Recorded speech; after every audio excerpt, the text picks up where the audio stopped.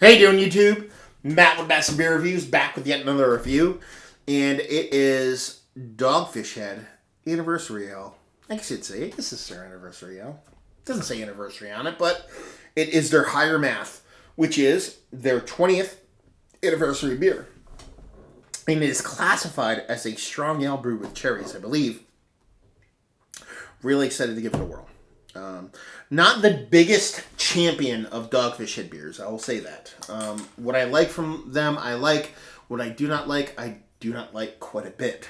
But their Danger Cap series, I'm a big fan of. Danger Cap series, what is that? For those that don't know, you'll see Dogfish Head puts these like kind of neon, greenish, yellowish caps on there.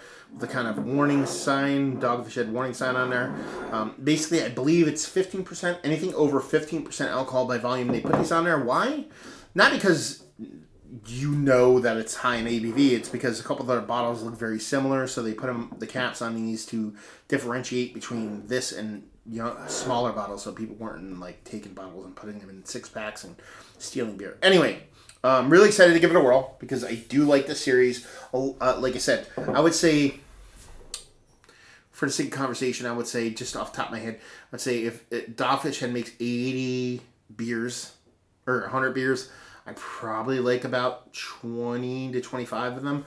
Out of the Danger Cap series, I probably like about 90% of them. Not because they're high ABV, just because I think they're done well. So yeah. Let's see what the sucker has to offer. As far as what it says in the bottle, Dogfish Head Craft Brewed Ales, 20th higher math golden ale brewed with chocolate and sour cherry juice. 70% alcohol by volume. Celebrating 20 off-centered years with our luscious chocolate cherry birthday cake in liquid form. And that would be it. Label-wise is cool. I dig it. Nice glossy kind of foil print front. With 20th and higher math on it. So there you go. So let's see this Danger Cap based off. Well, that's a good color coming out. You can definitely see the cherries in there first and foremost. Getting a big reddish, brownish hue out of that sucker. And you can definitely see the cherries in the head. You can get a red tint out of the head. 3/4 pinky finger. Yeah, like I said, slightly reddish hue kind of tint head from it. Receded pretty damn quick, 70%. You can't complain. And yeah, it looks very creek. Looks very rouge-ish. Definitely red. Hints of honey and brown in there too. But yeah, seems like the cherries are playing a huge part in this sucker. So let's see what she has in her nose. And crazy legs. I mean, I didn't tell you, it's 70%. Chocolate.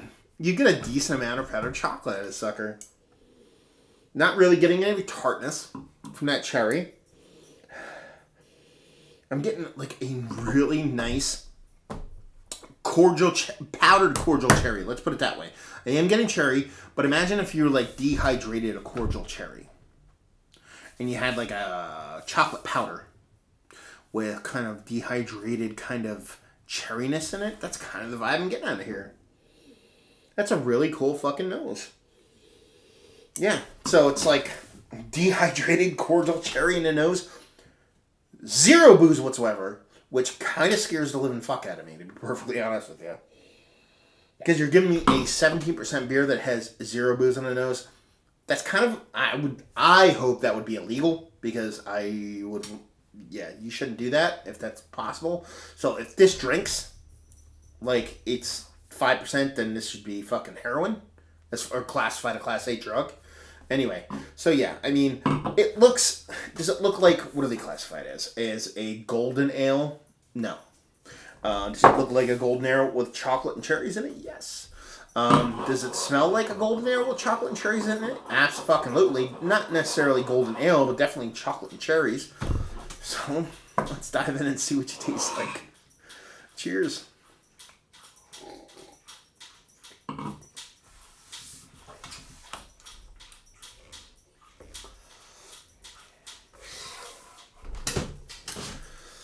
Let's see. I'm going to take one more sip.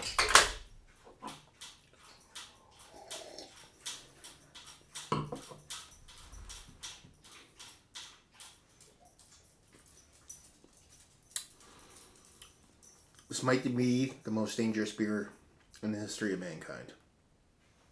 That's what that is. Listen, 0 booze in the nose. You're definitely getting booze in the mouth. That's the only reason why I say it might be. If you were to dial back, if that booze, lack of booze, was in the mouth, it would be illegal. Okay? You're definitely getting a big booze component. You're getting that vapory, alcohol kind of thing going on. You're getting a burn. Other than that, you're getting that chocolate cake vibe that they speak of in this in spades. But it's more like it's very dehydrated is what it basically the same as in the nose. Like you were to take we're splitting hairs here, the cordial cherry cordial cherry cake. Let's go that way. If you were to take a cake that was like where you had chocolate cake and you had cordial cherry kind of like in between the layers, and you seal it in like a dark baker's chocolate, you mash it up in a ball and you dehydrate it and somehow and made it into a powder. That's kind of the vibe I'm getting off this sucker.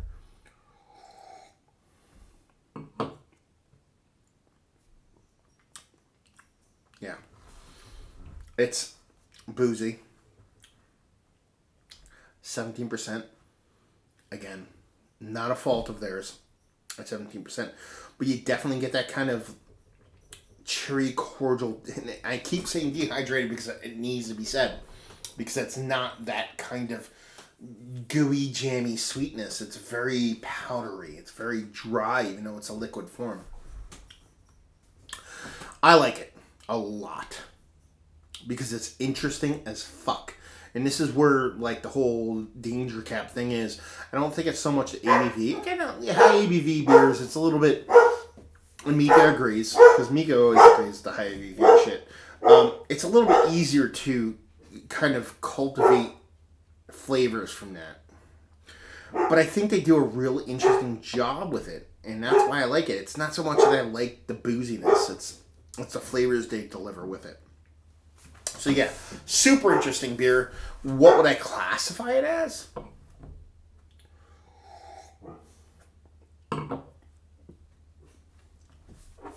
They say here a golden ale. I just say American Strong Ale.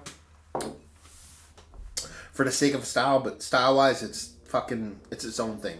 You know what it is, actually? You know what? Fuck that. I'll tell you what this is. This is a special edition. This is, okay. If I went into this blindfolded. Mika! Shut up!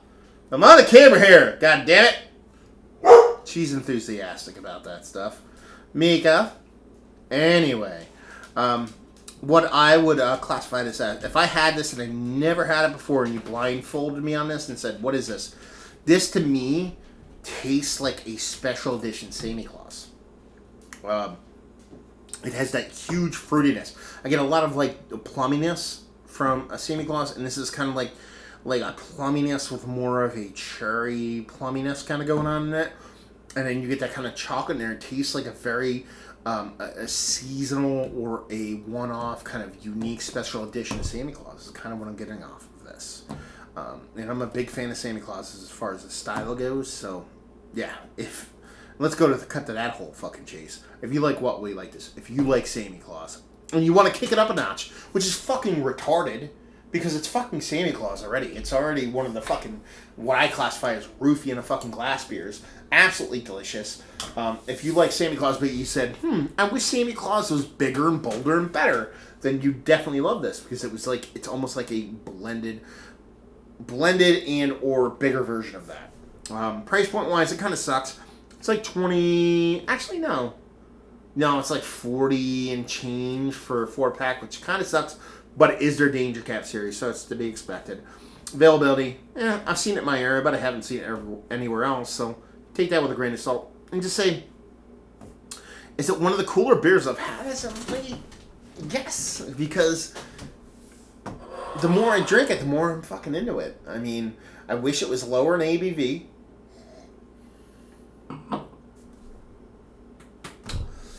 I wish it was lower in ABV.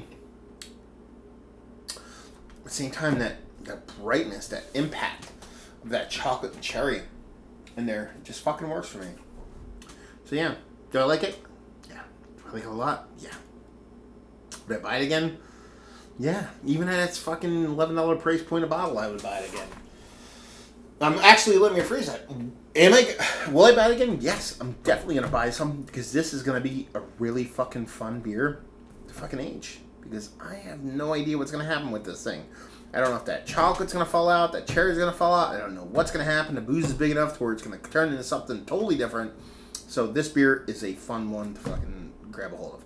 So basically what I'm saying is, if you like Santa Claus, if you like cherries, if you like chocolate, if you like high boozy beers, or if you like interesting beers, you should definitely give this a whirl because it's pretty fucking fun. So there you go. Another review in the books. Hopefully you guys enjoyed the review. If you did or you didn't, or somewhere in between, please leave a comment in the comment section below. Like, subscribe, all that fun stuff. If you want to check us out anywhere else on the internet, Massive Beers. All one word, no spaces. Type it in Google. You'll find us on Facebook, Twitter, Instagram, Untappd, all those places. And other places. Who knows? So check us out there. Check us out here. Like, subscribe, all that fun stuff. And hopefully you guys enjoyed the review. Hopefully enjoying a nice fucking Frankenstein Santa Claus right now. And hopefully see you next time. Cheers.